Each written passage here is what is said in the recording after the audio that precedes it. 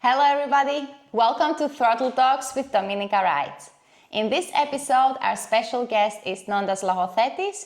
He is a Freestyle Motocross Pro and a trainer. Hello Nontas. Hello. How are you? I'm pretty good. So great pleasure to have you here on the show. It's a pleasure for me too. Perfect. So let's get to know you. Let's hear your story. I've prepared a couple of questions here for you. And hopefully we'll get to know you a little bit more. Okay, let's try. So obviously, first of all, we want to know what's your story. So when did you start riding motorcycles? I started riding around 16, 17. I'm not like the guys that started 5 years old. Okay, quite late compared to other riders. Yeah, exactly. Didn't have the money back then, my parents, to buy any motorcycle. So I bought my motorcycle, the first motorcycle by myself. It's a 98 CR 125, super destroyed and just like... Was it working though? Somehow it was working with a lot of technical work and mechanics all the time. You had to learn as well how to maintain it. I had, because I didn't have any solutions to go to the mechanics. So that's why I learned mechanics by finding the problems and just try to move on a race, on a... You had someone to show you, you had to learn it by yourself? I had some friends here and there, and I had an old school mechanic next to my house, Mr. Christos. Okay. That the guy was telling me always, these things I'm learning you, nobody will learn you. Just like some lines like that. So you understand, by friction with life, I learned all the mechanics. So you got masterclass by Christos? Yes. Cool. And what made you start riding? Why did you want to get into motorcycles? I remember myself from really young. I was obsessed with sports, and every time I was riding like snowboard or like something that it was like sliding or moving or something else than walking. With adrenaline as well? Yeah, you can push and create more adrenaline with like even walking. But I want to say that like it's pretty amazing what the sports can give you, the feeling and also the view, the sports give you the chance to see and all these situations. Okay, so at 15 years old, you decide to go for it. I go for it. I bought my own motorcycle. I was like riding for 3 years, and then somebody saw me around there and you were riding on a track, you were riding a Duro, where were you? I was riding on like a public track, not like something really good back then. It was my second year. Motocross? Yeah, motocross. And somebody told me, oh, you have to race, because I was doing good. I was fast, even I didn't have any experience. Okay. I was going everything by feeling, and because I passed after BMX, the motocross was already in my blood, you see. It's half of the part of the training was already there. So you were doing downhill before? No, I was doing BMX, dirt jumps. Okay. So you were into jumps earlier. Yeah, so if you think about it, the BMXer that starts motocross, it leads to freestyle motocross, as many riders did. So this is what I did too. I was obsessed with freestyle, even though some years I didn't have any work. Okay. But I still convinced myself, oh, I will go and do it. And I made it. For more than 18 to 20 years, I'm riding professionally freestyle motocross, and I make a living from this. Impressive. That comes to the second question. Like, talk us through your career. How did it start? What did you do? Obviously, there's a lot of things to talk about. Yeah, there is a lot of things I did. Let's take it step by step. For my career, yeah. I remember myself riding my bike every day. My father didn't like that, but I would still ride my bike every day. I think no fathers like that when we ride every day. Yeah, like six times a week, 6-7 hours a day. So yeah, you could say I was a little obsessed with this. And on the start of my career, when I was 17 or 18, I remember in a motocross track in Evia, they had a big setup of jumps, 2 jumps with 25 meters each, big ones that had landing almost half of the mountain. It was very steep and very long landings. So you could actually land from 25 until 35 easily there. So it was my first jump. I did my first Supermans. Okay. And I was the only one that could Superman these big jumps and stuff. Not really something techie, like really the legs up and a killer Superman, but it was still a jump. It was still was the best Superman in Greece. So this is how it started, and then I started hitting ramps. And when I started hitting ramps, I progress like. Sorry, I'm gonna interrupt, but maybe people don't actually know what means hitting ramps. Yeah. The freestyle. Explain that to us. The freestyle ramps. I mean the freestyle ramps, the jumps we do. You're starting normally, it's the big landing, and then you're starting normally from like 12 meters distance. Okay. And then you get used to it, and then you go 14, 15, and then you have 2 ramps.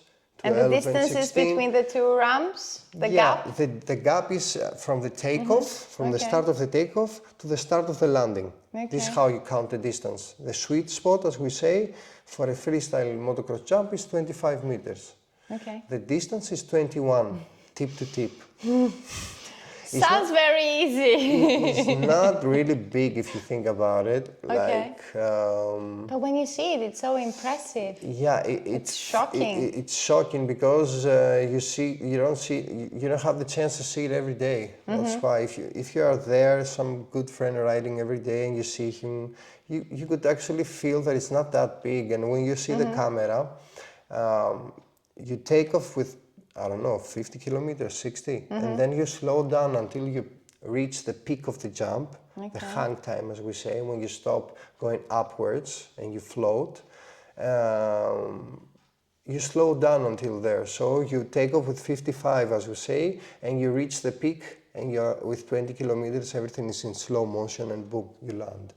And it doesn't feel that big, actually. Yeah, I mean, everything goes quite fast when you're up in the air. Yeah. And So, did you work with like a team, or did someone hire you? Did you travel? Yes, I started working with some Italians. The team was called Bizzarro Team. Okay. And I went in some shows in Italy, really cheap shows, but it was... Very tacky shows. The money was good still for Okay. the day and for the living that the normal person can do. And you also get an monthly. experience? Yeah, you get the experience. I took the chance and I went to Italy, to nowhere. They had a caravan that I had to stay, that the caravan didn't have any shower. Oh my God. And I had to use the shower of the workers. Okay. So I take the boss and I tell him, hey, look, do you do shower every day? He said, yeah. Would you shower here? I was like, no. So I told him I had to use his bathroom or his really expensive caravan and stuff. So we made a deal. That was my first touch in Italy. I rode perfectly there, no crash, thousands of shows. And it was my first experience of freestyle motocross away from my house. I was 20 years old. And it That was my like the first taste of this whole thing. of freestyle motocross shows. And Did you like it? I actually, 20 years old, managed myself all the deal. Okay. Like in all my shows, in all my career, I managed. So no managers. From payment, from payment until where I live. Okay, the first show didn't make a success, but still was a good. But everyone needs to start from somewhere, step by step, and grow. And then after that, I had the chance. It was a show in Turkey that it was in the World Enduro Championship, and I saw they do a freestyle motocross show there. So I called the manager of the show and I tell him that I want to come to the show. I don't want money. I will come for my advertisement. Okay. So I went there, and he was surprised from the courage and of the way that I talked to him on the phone. He told me, I'm going to pay your expenses too. Okay. So it was pretty good. I went there, and after that show, I had booked shows for like 9 years straight in a row from May until October, every weekend. Every weekend? Every weekend with 3. Every weekend you would do jumps? I would do shows around Shows Turkey. with jumps? Yeah. Wow. Of course. Wow, that's a lot. Flying on Friday, coming back on Monday. Okay. And the same thing for like All over the world? All of this was especially for Turkey. This is how it started because we go gradually. And then after Turkey, this continued for like 9 years. It was good to cooperate with them. It was an experience also. Did you enjoy it? Somehow, yes. Some other times it was hard, but still made it because I found myself in very hard situations. But Like still, what? like being scared or anything. That's in different setup, different country, different motorcycle. I rode in Turkey from 125 two-stroke, 254 stroke, 252 stroke. It was always different bike was they would provide you? Almost different bike every time. But I had the chance to move the ramp closer and start gradually and learn the bike right on the spot. So I would never crash there. More than 10 years of shows. What was like your biggest fear during these shows? Your biggest fear is the first jump, and saying that you always have to. Being prepared is everything, as we say. Do a little training before the show, get to know the setup, arrive there, have the air and the. You don't need any guts. You just need the training, just like to get used to it, and then you arrive there and you chill. Because you were already doing You did it before, yesterday. And it's, if you have the distance, you have all the tricks. For freestyles like this, if you're a freestyler, any distance, like 15 meters, you can really click all your tricks. You don't need the 21 meter. But in 21 meter, it's more poppy, you get more air, it's more air time for like click the trick and just stretch it, as we say. Okay. So after Turkey, I started riding shows in Europe. I worked with FMX Forever. I worked with a lot of promoters. I worked around a lot of circuses like Arlette Grus and Flick Flack, the big ones, worldwide. And like the latest 2 years now, I'm training teams for motocross. This is almost up and down my way up there. So it's a nice way to progress, basically, and also share your knowledge from all this to the young generation. Of course, and it leads there because when I first opened the school, I just gave, one friend of mine told me that I just gave the chance to the people, invite the people to learn them, because without an invitation for some people or for many people, it's many hard. It's very intimidating. Not like that. If you don't give them the step, that they will never ask, hey, can you learn me? It's like how they're going to do it. So I gave them the chance to actually ask easier. So it was the step to success for me, because now my motocross school went to worldwide. And it's called MX Academy. MX Jump Academy. We specifically get involved really much to the jumping, but jumping means good standing body position, because we jump standing or even sitting, but mostly standing. So for jumps, to jump good, you need good body position. And reaction. And then everything is flowy and easier. It comes easier, It's first is body position, then it's technique. First you get to know the body position, then you get to know more about this. You don't start first with technique and after with body position, because it's going to take you double the time to learn. Okay. Going back to your career moment, do you have any crazy experiences or memories or something that you remember very intensively? Intensively. It's many times I pushed myself to open shows. I remember there was times I didn't ride ramps for 6 months. Okay. And why you didn't like them? Because it was stressful. Sometimes it was stressful. But I managed to find ways through my mentality to build a character that it controls the situation. Okay. So even if I didn't ride for 6 months, I would go to a show and follow the speed of a rider that already jumps the setup, and I will open the setup in 10 minutes. Okay. And this is a mentality you build, and also it comes around from a lot of things. Do you also do meditation? No, it doesn't. You don't need that things. You just need to put your head down, and every time I'm scared, I'm saying to myself, do what you always do. You see, because you know what to do. You're just getting scared, so you're feeling a little lost, so you remind yourself, do what you always do, and it always comes perfect. That's a good advice, guys. If we are scared to do things, I mean, many times we have to deal in life with things that we're scared. So. You deal with it every single day, so you have to learn how to deal with it in different situations. And not to panic and get stressed or get scared From or the back same up. thing for like 10 years, something's wrong there. You have to learn to control yourself and say that these things have to go like this, and then you feel more balanced. Okay. And if you lose your balance in freestyle motocross, maybe you don't jump, because I have something. I say I will test two times the jump, and then in the third one I jump. Because if I don't jump the third one, then it's a mind game I have to then play you start over overthinking. and start overthinking and blah blah blah. And it's it feels like you're gonna do a mistake. Okay. Or when you overthink it, you do a mistake.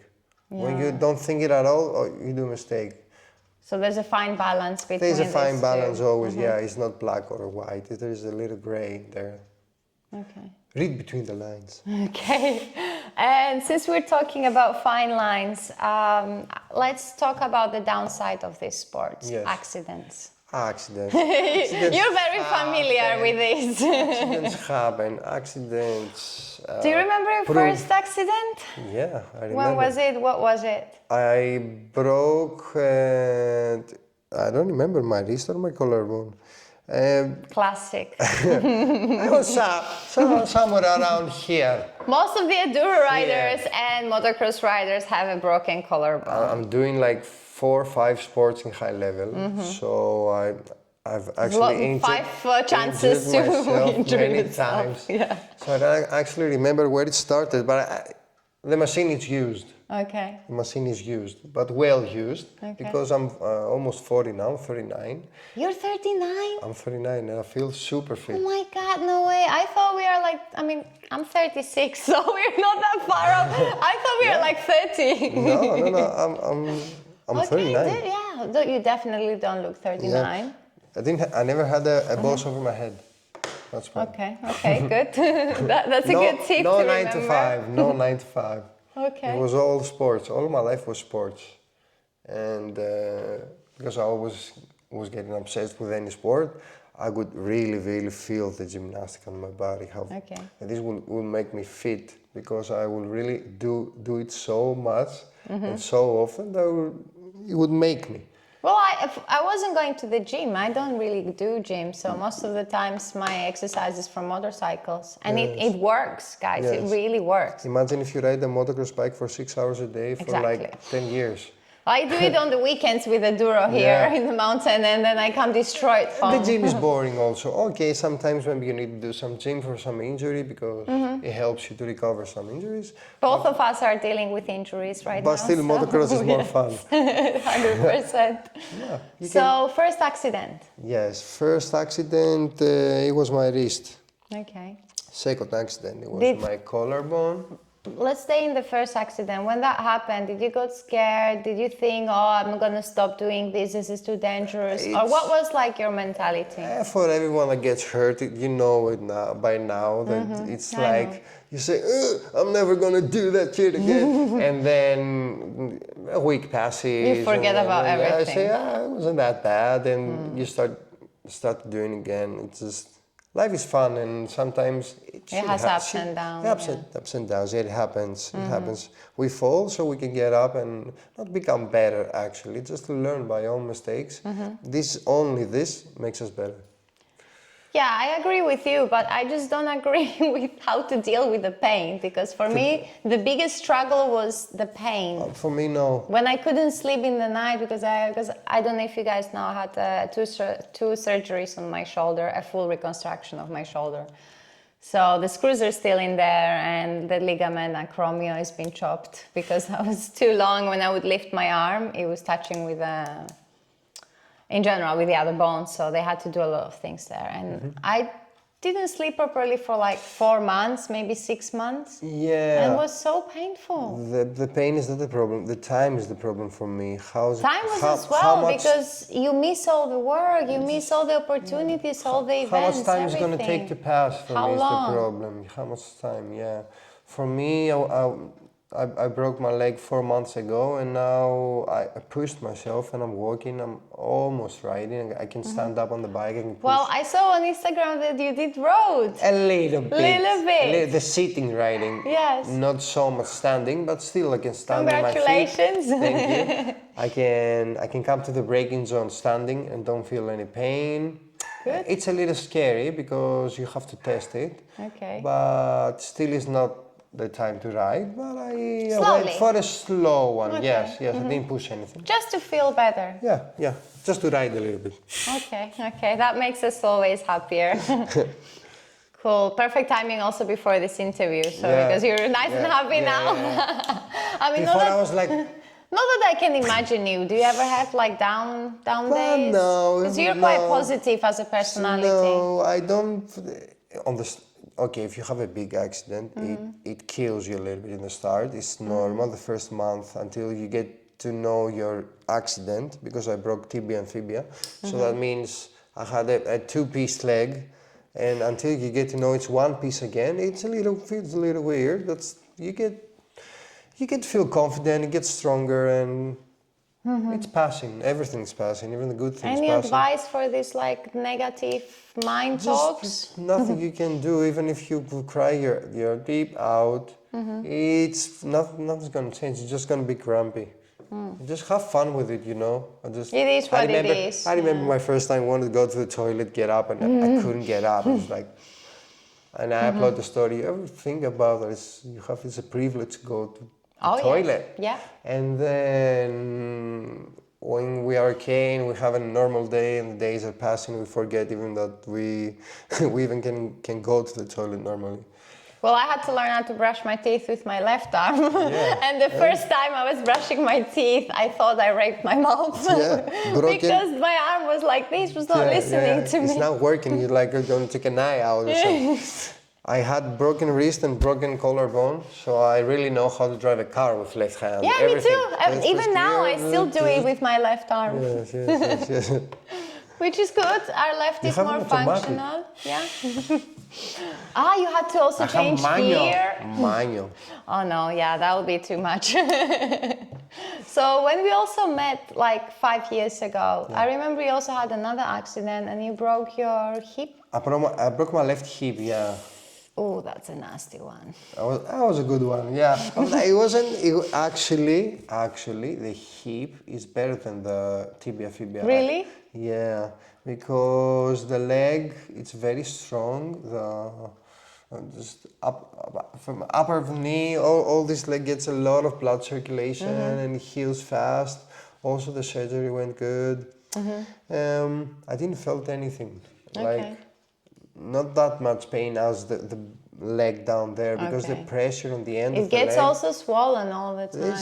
This, and it's like in the end of the leg there is more blood circulation, so it feels always numb. Okay. Until now, the doctor said like 18 months, but let's see. 18 months. Okay, and now we are in which month?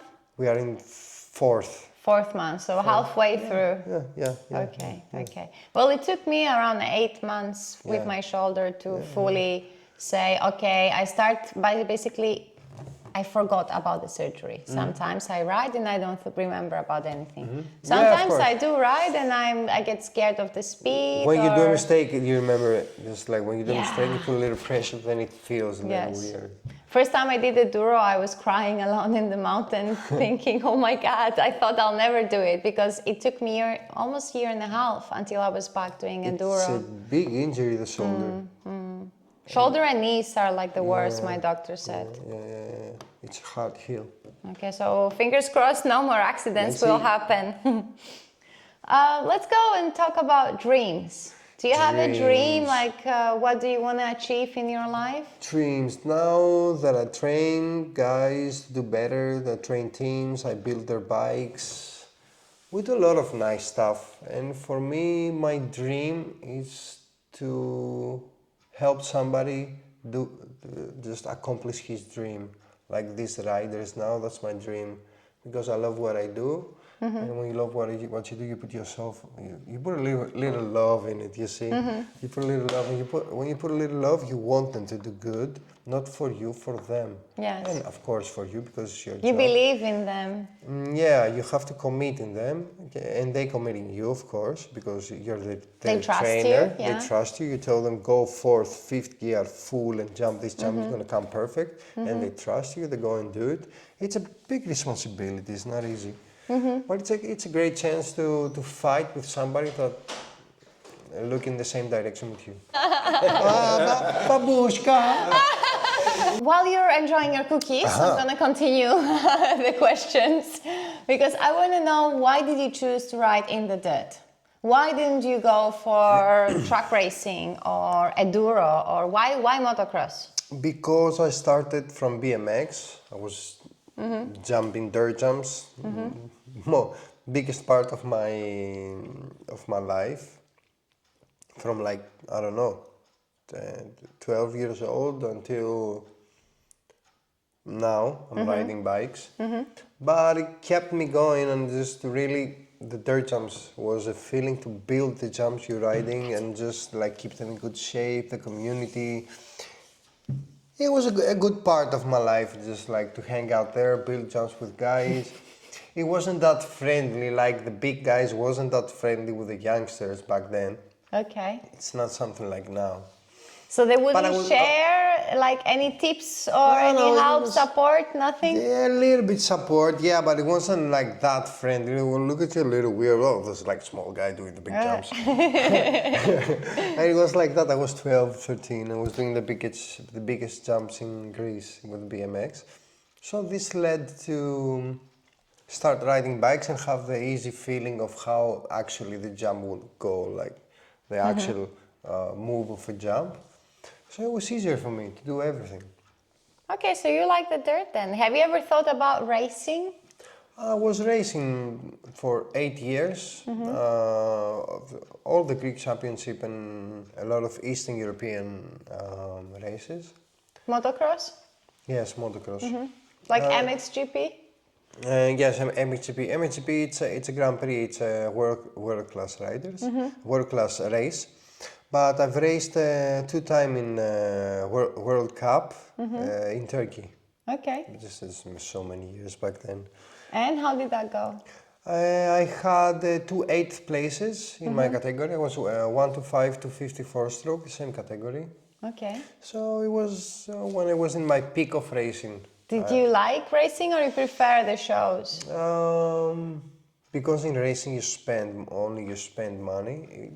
The time came that money wasn't there. And you need sponsors otherwise? And from racing I didn't have so many sponsors. I had to pay my gear and stuff, so everything cost so much. Also, back then there was no Instagram to give exposure to the sponsors, and I guess it was harder to find sponsors, no? Yeah, the sponsors was working in a different way. They would call you to make a video. It wasn't like every day, that's just marketing and just with rules and whatever. You have to do good so you can keep you for another year, you see. So too much pressure. Yeah, too much pressure. It was always a post every day, and you had to post something good for sure. Because it was lame. If it was lame, you're gonna be lame. So you have to always be just in a good level and up in the post. If you have to do something like, I don't know. Wait. Stop. What's going? So yeah. You have to keep up pushing. If you want to have a good level, keep pushing every day. And as a Freestyle Motocross Pro rider, doing jumps, you said, for 20 years and doing shows. Yes. How would you say, like, how is the living life? Like, how is the payment? Is that enough? Can you survive with that? Do you need like a second job? When I was... If someone would like to be like you. Yes. How difficult it is? You have to put your life in. You have to focus and do this every day for many years, so you can get a level, you can be comfortable and not hurt yourself one day. And you have to put everything on the line. Not too much partying, just have a little bit more balance. Usually as much days and hours you put on the bike, you get better faster, as we all see. So it actually takes your life. It takes a lot of time. It's not like you're trying to be a pro. You have to put your life have to be your training. Because you're an athlete, so Yeah, basically if you this want to is be a the way pro, of living. Yeah, if you want to be a pro riding and get paid good, always you have to do sacrifices, and the sport you're going to make you pro. You don't even have to go to the gym. If you train so hard, you'll be fit all the time. So this keeps away the injuries and just keep the money flowing. If your kid would like to do what you were doing, what would you say to him? If Yes, he no? loves that, I'm not like the father or yet. Not yet, but just future-wise. That I'm gonna say, just don't do this, don't do that. If he likes to do something, wants to try, and it feels good to him, yeah, I would tell him to do that. But For his career, for him, I want him to go to college first. Okay. And then? Learn English, that it's a global language, and then he can do whatever he likes. In the process, until he finishes his college and stuff, we can do a lot of fun stuff, and this is how it goes. Normally, you don't actually, and this happens in many riders. They finish riding, they don't have what to do. Half of them didn't finish college, and for me, I did. So it's very important. Yes, it's very important to learn English, because if you don't learn English, you can't do anything in the world. Nobody knows you. Global-wise, nobody knows you. You're in your small country, and as we say here, we're 10 million. Maybe 5 million knows you, and so what? So as you said, Greece is a small country. Would you be able to survive in this market if you were only doing this in Greece? No, because I work in abroad. There's no shows in Greece. How often do we do shows here in Greece? They were like 3 shows through the year. Three shows. With 3 shows, you don't survive. Yeah, you survive for a month. You survive if you eat rice and, I don't know. Survivor style. Just like, I don't know, 10 pieces of rice every day. You will survive. Not enough to do it only in your country. You have to be global. Yeah, to live with a little quality, you have to work, you have to travel. And the freestyle motocross is all about traveling. How is motocross here in Greece? Because I do enduro, so honestly I don't really know too much about motocross. Motocross, okay, we have some good riders. Worldwide, not that fast, but on a good level. And the market is very, very small, because the latest years, it came a little up. But if you imagine how many riders we have that ride in enduro and motocross all over Greece. Like, I don't know, 2,000? No, probably less. Imagine. Yeah. And in Germany there is 100,000 riders. That's the difference of the market, and that's why we have shows there and not shows here. Because the market is too small. And the investors, or anybody has a company, or Ducati or Yamaha or any company, they don't have the money to support our shows. So also you can't find sponsors. It's hard to find sponsors. The sponsors came to me when I started riding freestyle, and I had a good level by my own. I started by my own, and I reached a level that Monster Energy and Fox Racing came to me, and they wanted to sponsor me. I didn't send an email, hey, this guy just sponsored me. Doesn't normally go. So they reach out to you? Yes. Eat your cookies, by the way. Don't worry. It's going to take time for me to answer. Don't worry. I can talk a little bit while he is enjoying the cookies. So I have 2 more questions. That is the Harley Davidson watch. Damn, boy. Every time it's o'clock, It gets me. you can hear the Harley. It's awesome, no? It's really old.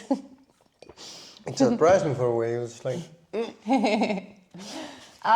Okay, so where do you see yourself in 5 years? I see myself... I want to do things. For sure I want to still do things. It's not like the end of the world. I broke my leg and some ribs and a little other injuries.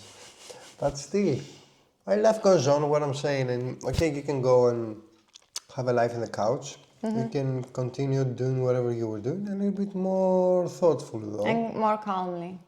It's not about to be calm, it's about put a thought and just follow a plan of success. Because always it was a failure plan, so something went wrong and things went bad. Okay. A good plan. Would you move to Istanbul if they would offer you like a full-time job? They want me to go there, but I want to stay here because I lived many years. You want to live in around Greece? Here and there, yeah.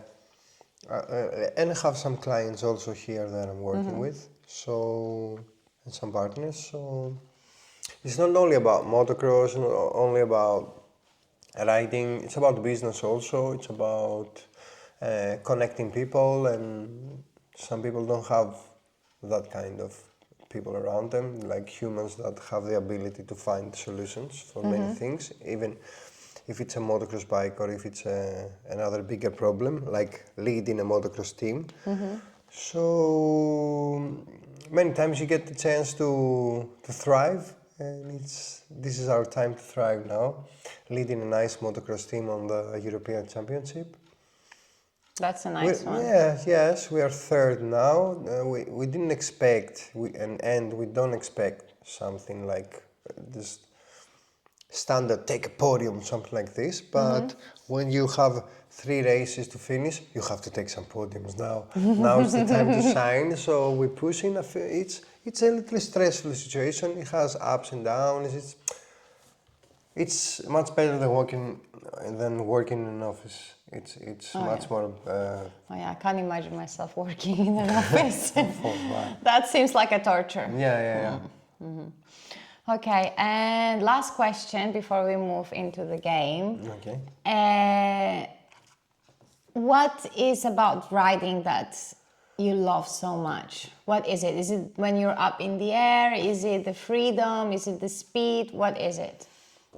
It's the community, it's the friends, it's the trip to go for a little enduro with 5 friends. It's to make perfect your skill and ride better for yourself and feel confident, like in every part of the dirt road or anything has to do with 2 wheels. It's like the lifestyle, basically. Yeah, it's like, it's the freedom that the motorcycle gives you. It's how many things you can create with your imagination and the motorcycle in you. It's like, it's unlimited. Nice one. I have one more question. 4-stroke or 2-stroke? 2-stroke. 2-stroke. Okay, cool. I love 2 strokes. Always 2-stroke. They're fun.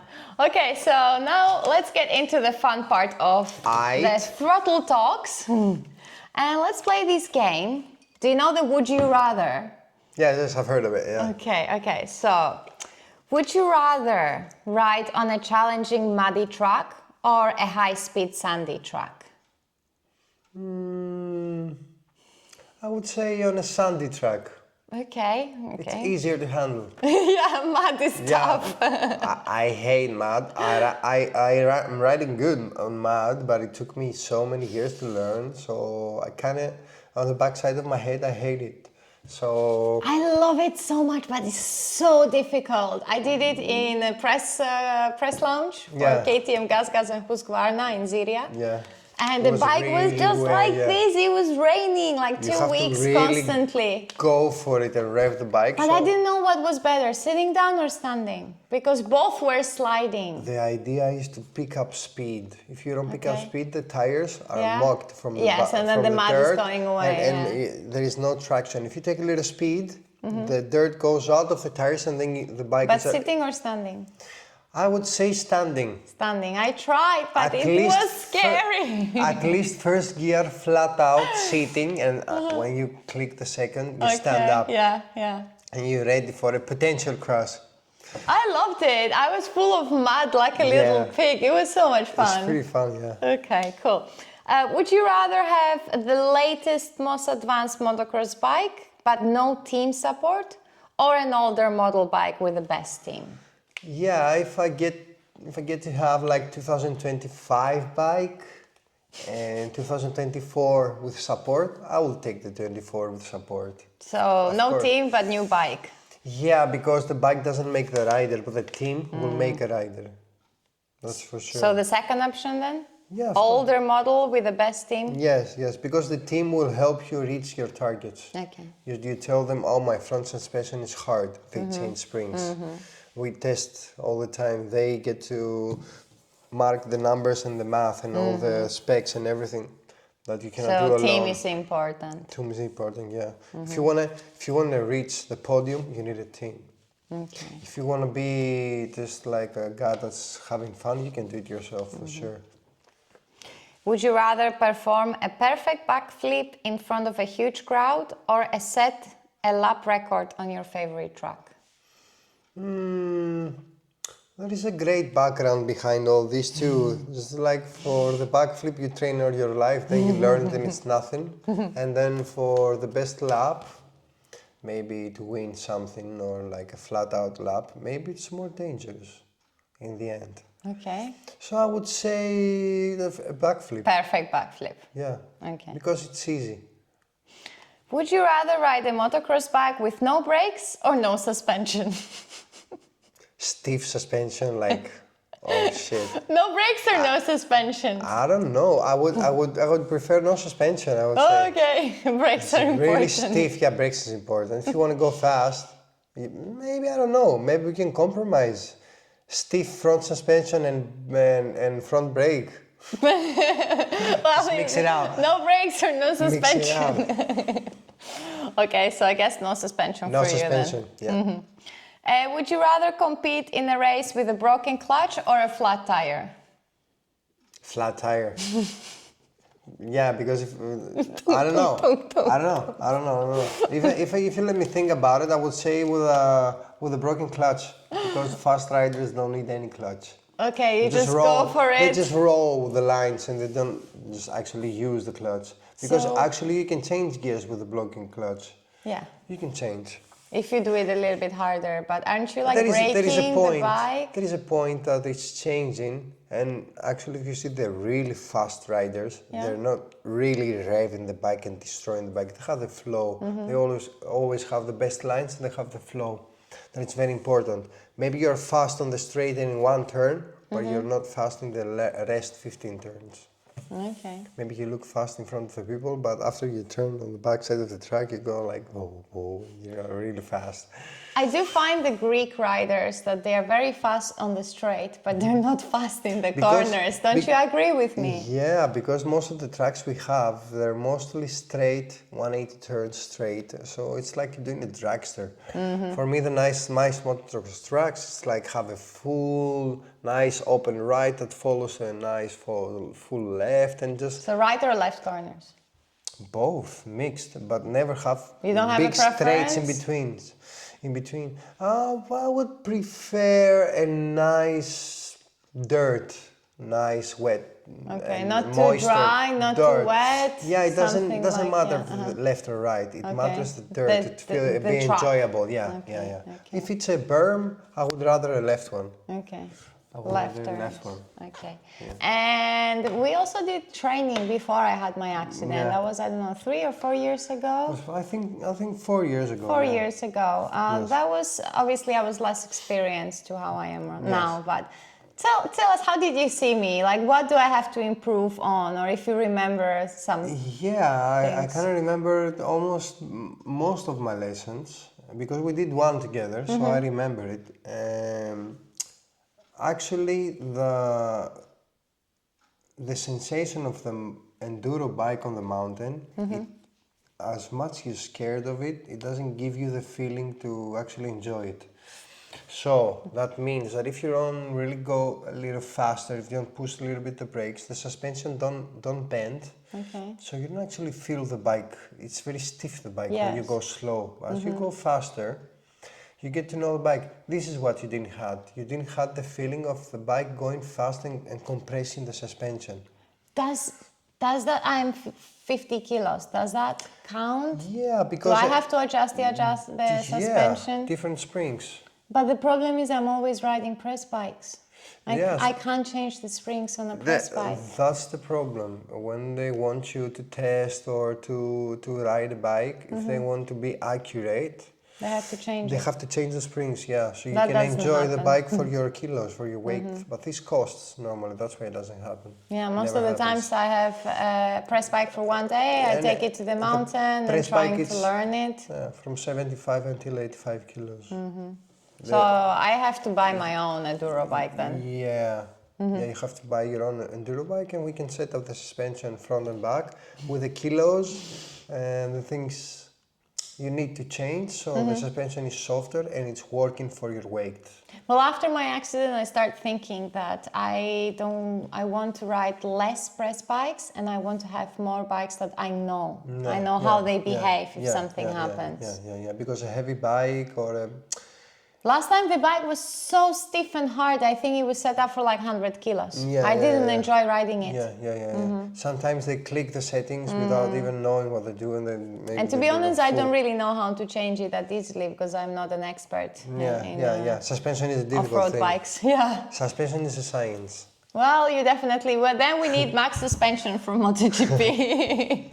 He's a good friend of ours. He works in the Rookies Cup with us. Yeah, nice. Cool. So, Nonda, I hope you enjoy this I Throttle enjoyed it. Talks Pretty with good. Dominika Rides. Yeah, dude. It was pretty nice. Thank you so much. I wish you all the best in the future. I appreciate the invitation, and let's do some things. Okay, cool. All right, cool. Thanks so much, guys, for watching. If you enjoyed this show, give it a big thumbs up, subscribe for more, and there will be more shows like this soon. So, bye from us. Bye.